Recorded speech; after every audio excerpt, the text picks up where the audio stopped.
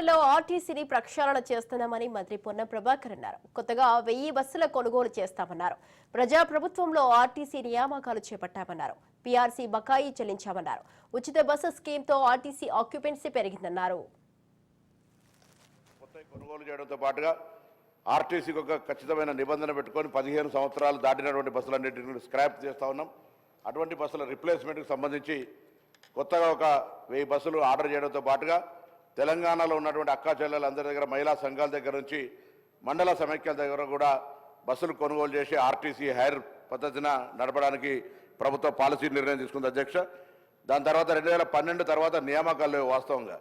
కానీ మా ప్రభుత్వం వచ్చిన తర్వాత 3038 నియామకాలకు ఇచ్చి పబ్లిక్ సర్వీస్ కమిషన్ అదేవిధంగా పోలీస్ రిక్రూట్మెంట్ బోర్డుకు రాయడం జరిగింది.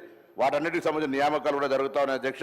దీంతో పాటుగా 600 ఎందుకంటే ఆర్టీసీ ప్రజా సంస్థ కాబట్టి ఆర్టీసీకి సంబంధించినటువంటి ప్రగతి రావాలంటే అందరూ కూడా సభ్యులు సభ సహకారం అవసరం కాబట్టి ఒక చిన్న బ్రీఫ్ చెప్తా ఉన్నాను. ఈ సందర్భంగా ఆర్టీసీకి సంబంధించి కూడా ఏరియర్ బ్యాండ్స్ అన్ని కూడా 280 కోట్లు ఇచ్చాం.